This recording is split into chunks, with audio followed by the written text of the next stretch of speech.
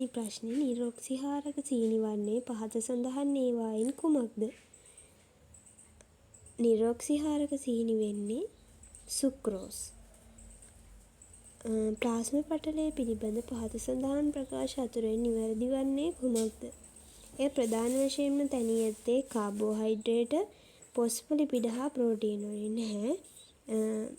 Resource book එකේ දාලා තියෙන්නේ ෆොස්ෆොලිපිඩ සහ ප්‍රෝටීන වලින් තමයි ප්‍රධාන වශයෙන්ම ප්ලාස්ම පටලය තැනිලා තියෙන්නේ කියලා. ඊට පස්සේ දෙවෙනි එක ෆොස්ෆොලිපිඩ අණු වලට චලනය විය හැකි අතර පටලයට තරලමය ස්වභාවයක් ලබා දෙයි. ෆොස්ෆොලිපිඩ අණු වලට චලනය වෙන්න පුළුවන්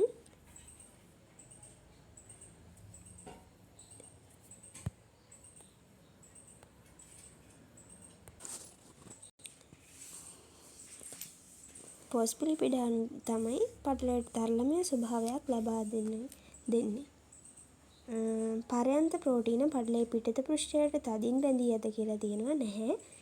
පර්යන්ත ප්‍රෝටීන පටලයේ පෘෂ්ඨයට ලිහිල්ව තමයි බැඳෙන්නේ.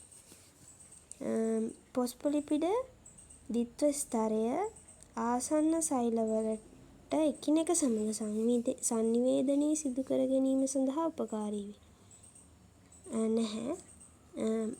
ෆොස්ෆොලිපිඩ වල තියෙන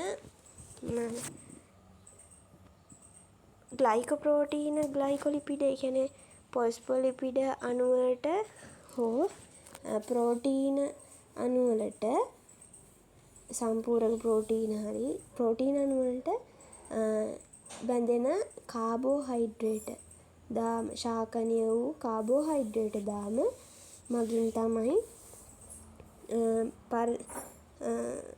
ආසන්න සෛල එකිනෙක සමග සංනිවේදනය සිදු කිරීමට උපකාරී වෙන්නේ.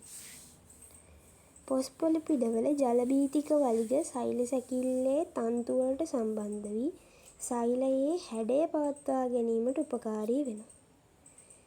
ජලභීතික වලිග නෙමෙයිනේ. ජලභීතික වලිග ද්විත්ව ස්තරයේ මැද තමයි තියෙන්නේ. එතකොට දෙපැත්තට යන්නේ ජලකාමී හිස. ඒක නිසා ඒක වැරදි. එතකොට දෙකට උත්තරේ වෙන්න ඕනි 2. 3. නිවැරදි උපසෛලීය සංඝටකය කෘත්‍ය සංකලනය තෝරන්න.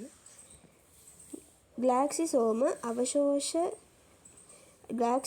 අවශේෂ ද්‍රව්‍ය සෛලයෙන් පිටතට පරිවහනය කිරීම.